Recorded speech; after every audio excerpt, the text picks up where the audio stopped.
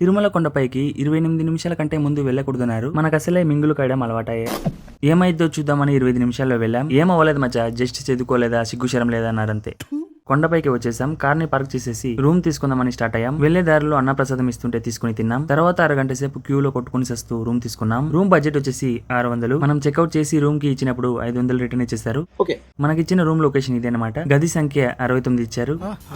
తిరుమలలో 5,000 రూపాయల రూమ్ ని 100 రూపాయలకి ఇస్తారు. అదే మ్యాజిక్. మా దర్శనం టైమింగ్స్ వచ్చేసి పొద్దున్న 2 గంటలకు అనమాట. ఈ సుప్రభాతం సేవకి అందరూ ట్రెడిషనల్స్ వేసుకోవాలి మచ్చా, లేదంటే మూసుకొని వేసుకోరండి అని తెరమేస్తారనమాట. గుండు చేయించుకుని దర్శనానికి స్టార్ట్ అయ్యాం. దర్శనాన్ని కంప్లీట్ చేసుకుని లడ్డూలు తీసుకుని రూమ్ కి వచ్చేసాం. ఇయర్లు మారే కొద్దీ లడ్డూ సైజ్ తక్కువైతుంది మచ్చా. కరెక్ట్, ఇది కరెక్ట్ గా చెప్పావయ్యా. తర్వాత రూమ్ ని చెక్అౌట్ చేసి అక్కడే ఒక టీ వేసేసి కొండ దిగడం స్టార్ట్ చేసాం. కొండ దిగుతూ ఉండగా రోడ్డు పక్కన టిఫిన్ బండి ఒకటి కనిపించింది. ఇడ్లీ పొడి దోశ తిన్నాం, బాలేదు మచ్చా. అక్కడ నుంచి స్టార్ట్ అయ్యి కోలర్కి వచ్చాం. రోడ్డు పక్కన జామకాయ కనిపిస్తే ఒకటి వేసేసాం. కారం మింగితే కోకో కోలా ఒకటి తీసుకున్నాం. ఫైనల్ గా మన ఊరికి వచ్చేసాం. ఈ మొత్తం ట్రిప్ లో మనకైన ఖర్చు 3,465 రూపాయలు. ఇంతటితో తిరుమల వ్లాగ్ అయిపోయింది. ఇంక నేను సర్దేసుకుంటా, బాయ్.